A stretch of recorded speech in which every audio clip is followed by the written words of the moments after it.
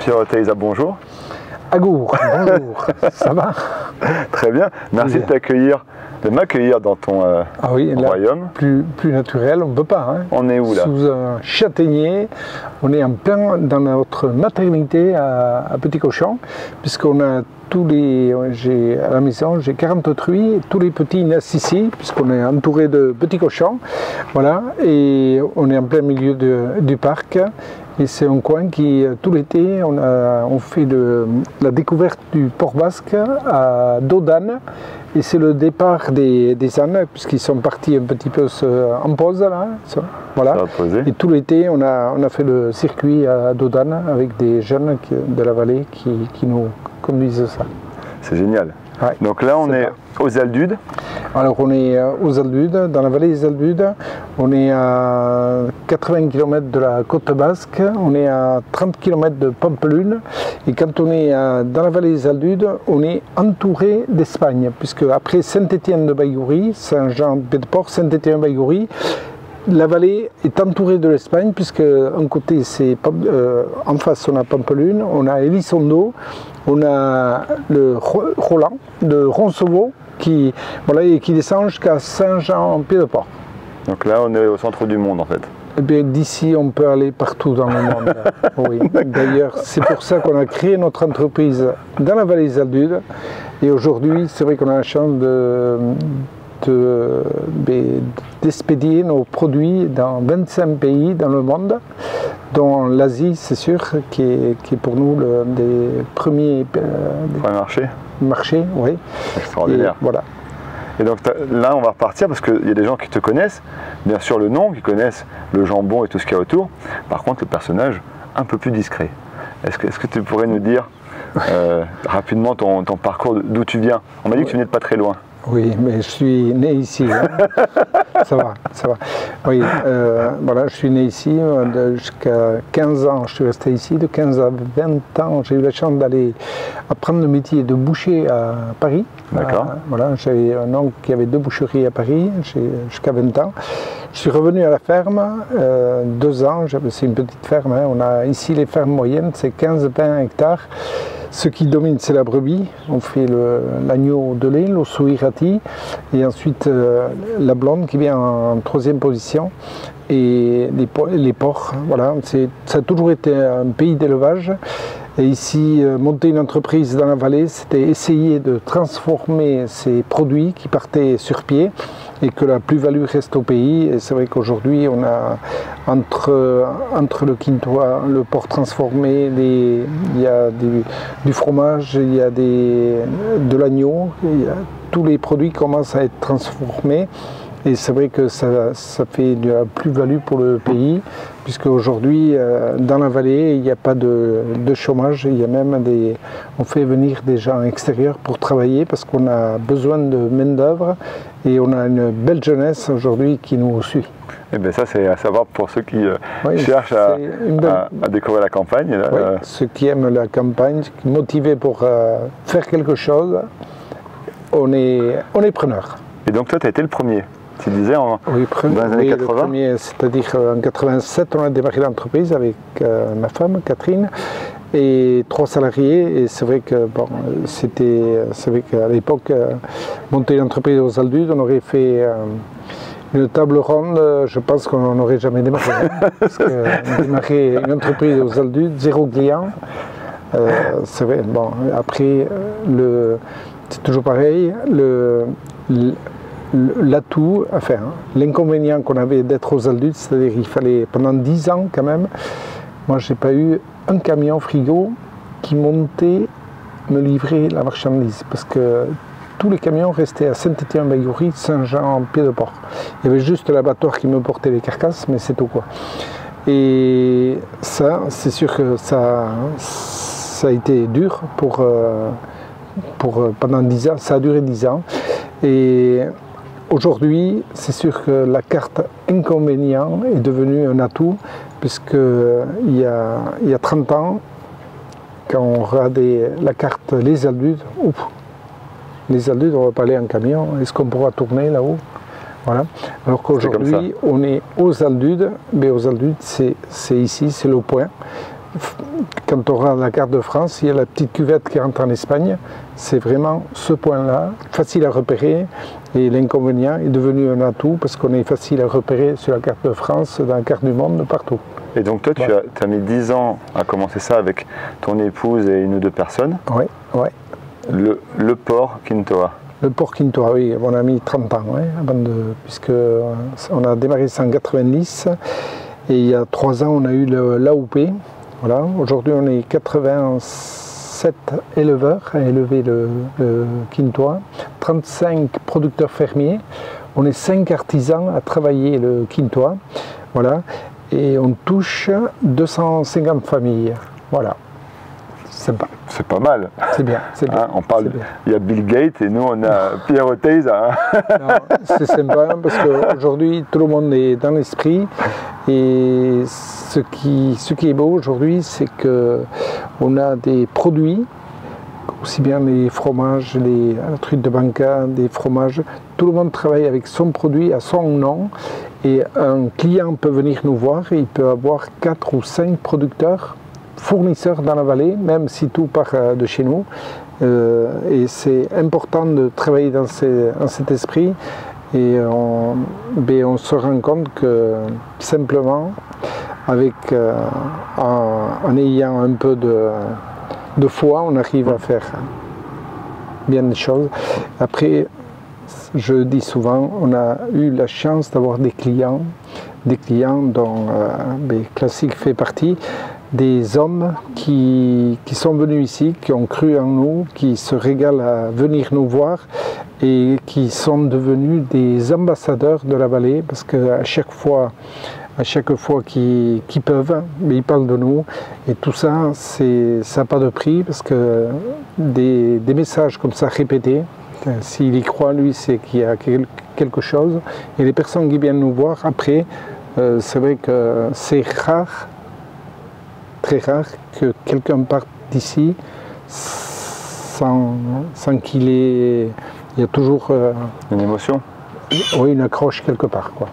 Moi, ce qui m'intéresse aussi, c'est surtout de voir comment toi, tu analyses la situation actuelle et si tu as des idées sur comment tu vois évoluer les choses. Mais analyser, je ne sais pas si...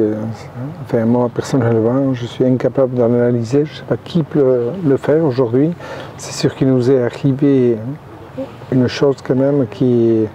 Moi, je ne sais pas pourquoi, souvent, j'ai pensé qu'on était une génération, on n'a pas connu la guerre, on n'a fait que construire. C'est vrai que je pense que toutes les générations ont connu une guerre, les parents, tout le monde.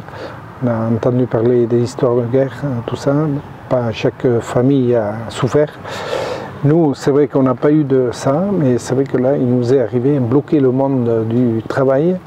Après, on ne peut pas dire qu'on a souffert, mais je pense quand même qu'on aura un redressement qui sera quand même où tout le monde va s'en souvenir parce que ça va marquer quand même les esprits et comment on va se redresser, je ne sais rien.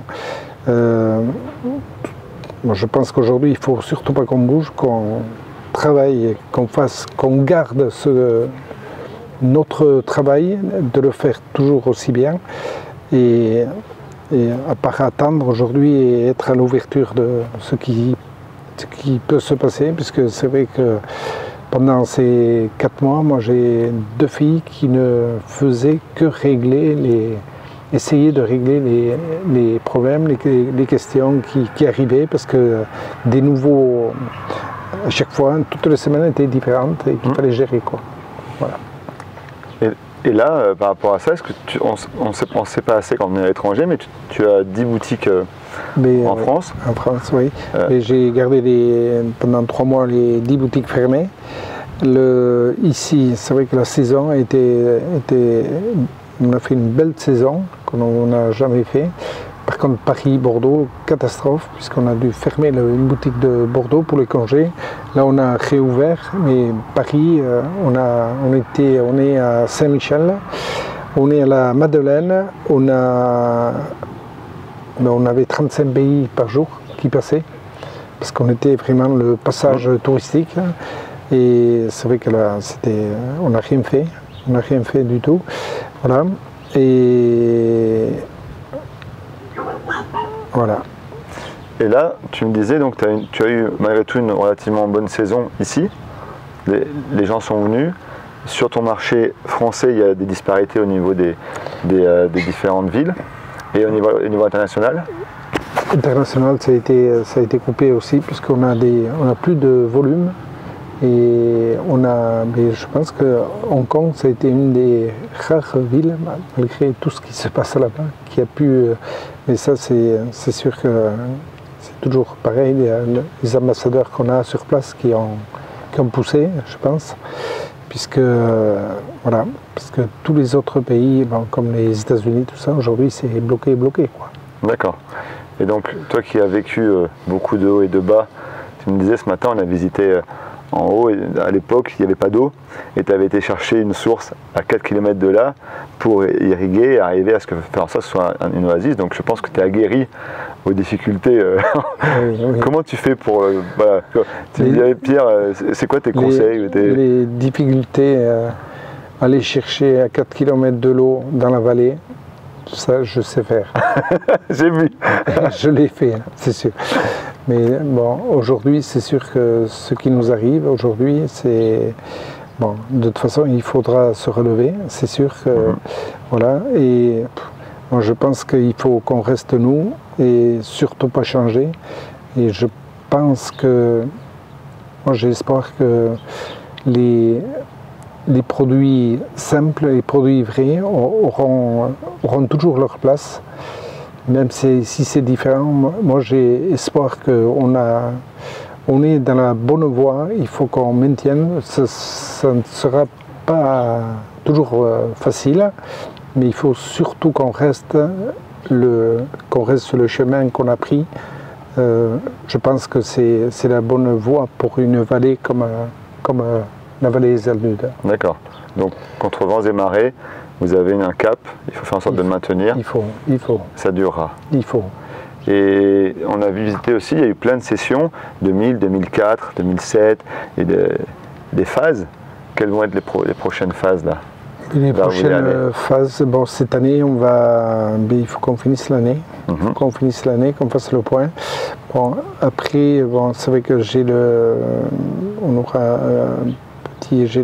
fils qui est aujourd'hui au Canada, qui a 25 ans, François, qui va nous rejoindre dans l'entreprise. D'accord. C'est vrai qu'il va nous donner du sang neuf, oui. C'est vrai qu'actuellement il travaille chez Rougier depuis 2 ans. Au Canada. Au Canada, oui. C'est une belle expérience, une superbe équipe avec qui il est là-bas, puisque en septembre dernier on a été faire un tour là-bas, on s'est régalé avec l'esprit qu'ils ont. Ouais. Et en plus, François, que j'ai Piveteau, qui est le directeur de l'entreprise aujourd'hui, de son premier stage, François, le fils, l'a fait avec lui, à l'époque, qui travaillait chez Rougier aussi. Et c'est vrai que je pense que les choses vont se mettre en place. Et on va prendre une autre voie, mais on va laisser faire. C'est vrai qu'aujourd'hui, on a la maison qui est en place, mais après, il faudra laisser faire le temps au temps, avec les nouveaux qui auront d'autres idées qui seront au-delà des nôtres. Donc ça serait ça, donc c'est le mot de partage, c'est le temps au temps, être philosophe et pas lâcher le cap. Voilà. C'est une belle parole. Donc ça veut dire qu'on se retrouve bientôt sous l'arbre pour continuer à manger du jambon, à boire des vins et à chanter. Donc ça c'est les Aldudes. Tu as en plus la boutique, tu as le restaurant. Aux Pays-Bas, c'est pas très loin. Donc pour moi une expérience extraordinaire. On te voit sous ton banc, sous ton arbre ici tranquillement, mais tu es un grand voyageur. Un petit peu. Oui. Mais pour aller voir les clients, c'est important. Est-ce que j'ai entendu dire que tu avais pas mal d'activités avec le Japon? Oui. Tu peux me raconter une anecdote avec le Japon? Comment ça se passe? Ça me fait rêver un peu. Non, le Japon, c'est vrai que le Japon, c'est le premier pays. Et moi, le Japon, j'ai connu une chose en moi, c'est faire un salon qui donnaient toute la semaine et puis se mettre assis, boum, dormir parce qu'on a donné. Ça, c'était courant. Mais au Japon, j'ai découvert un truc à moi, c'est le 25 000 personnes tous les jours qui m'arrivaient sur le stand. Ça venait de partout. Et le sourire, que des rayons de soleil qui arrivaient de partout.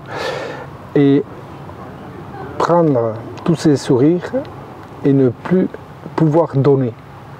Ça j'ai connu au Japon, parce qu'en France, j'en ai vu du monde, des salons, de tout. Mais c'est tellement agréable, tellement agréable, discret, respectueux de tout, que c'est... Voilà, j'ai découvert en moi une chose que je ne connaissais pas, ne pas pouvoir donner ce qu'on recevait. Voilà. Et tu as commencé quand au Japon? Et au Japon, ça fait 15 ans là, maintenant que je travaille au Japon. Ouais. Et c'est vrai que le Japon, c'est toujours autant de plaisir. Et autant de plaisir parce qu'ici, on n'a pas, hormis le mois de mars, depuis le mois de mars, on n'a pas 3 jours sans Japonais à la maison qui viennent nous voir. Et c'est pour ça qu'on a toujours des Japonais à la maison qui travaillent. On a Risa qui est charcutière et qui travaille à la maison parce qu'on a beaucoup de Japonais qui parlent français, qui parlent anglais. Il y en a beaucoup qui parlent japonais. C'est normal, hein, comme moi le basque. Hein. Voilà. Et quand, pour prendre le café, ça se passe très bien. Mais après, quand on arrive à sortir un japonais pour la visite, c'est sûr qu'ils sont heureux. Et puis pour eux, c'est... Puis moi, je suis heureux de leur donner voilà, ce que je reçois. De l'amitié. Voilà. Incroyable. Oui, qu'est-ce que tu aurais pensé il y a 30 ans si c'est sûr. Si il y a 30 ans, pourquoi le Japon? Quand on a démarré la filière porc basque, il y a l'INRA qui s'est intéressé sur la viande de porc parce que personne ne connaissait les qualités de la viande de porc. Et quand ils faisaient ce travail, ils ont été sollicités par le Japon pour faire une dégustation de porc d'Europe. Voilà. Et on m'avait téléphoné, est-ce que ça t'intéresse de venir de déguster, d'envoyer du porc au Japon, pardon. Et pourquoi pas? On a envoyé et le porc basque était super bien sorti, classé. Ils ont aimé cette viande et j'avais eu des coups de fil pour savoir si ça m'intéressait d'envoyer du porc au Japon. Et ça a été quoi ta réponse? Tellement j'ai été préparé que j'ai passé, je crois, 20 minutes sur la carte du monde à chercher le Japon. Tellement j'étais préparé à aller au Japon. Je comprends. Voilà. Tu sais, je vais te dire, quand je suis parti à Hong Kong, après j'ai regardé sur la carte que c'était Hong Kong. Non, mais c'est beau, c'est beau. Extraordinaire. Oui, c'est beau. Et donc, je vais ajouter aussi un petit lien sur la vidéo, c'est que j'ai eu le plaisir il y a 15 jours de revenir et de voir ton maître de cérémonie, chanteur officiel, David. Et belle voix. Oui, qui venait de finir un clip en japonais. Ouais. Donc maintenant, les Basques de la montagne. Ouais, si on peut passer, ça me fera plaisir. Passe japonais. Mais je vais prendre le lien et on va le poster parce que c'est extraordinaire. C'est magnifique. Je suis rentré à la maison, j'ai dit, je vous ai rencontré, j'ai rencontré David, j'ai dit, ces mecs-là, ils vendent du jambon depuis les Aldudes, c'est-à-dire que plus loin c'est l'Espagne, et ils ont l'idée géniale, en plus pour travailler au Japon, de faire une vidéo en japonais. Et David me disait qu'il avait appris le japonais, les paroles. Là, avec nous. Oui, c'est ça, mais improbable. On a passé 20 jours et un troisième jour, il avait déjà son chien. Bon, c'est un artiste, hein. Phonétiquement. En plus, les filles le corrigeaient un peu et bam, allez. Mais voilà. Mais je propose qu'on avance là-dessus, on postera ça et on se revoit dans quelques mois pour la suite. Parce que je pense que tu as beaucoup à donner et il y a plein de monde qui cherche à écouter aujourd'hui. C'est ça l'idée. Merci Pierre. Mileshker, à toi. On va aller boire un petit coup et on va chanter une petite chanson. Et bien voilà. Allez, c'est parti. Tu vois, c'est ça. 皆で食卓を囲みなんて素晴らしいのだろう歌って笑って仲良く僕らの村でみんなまた会おうここで待ってるよおいでペイバスケ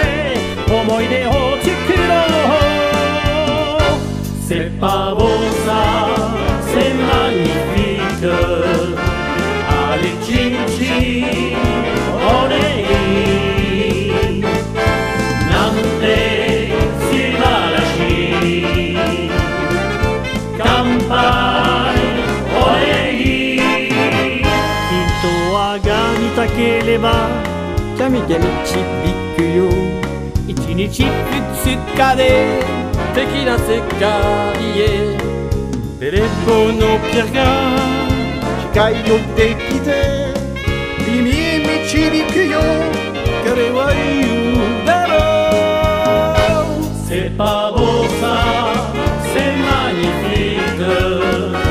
Allez, chim chim.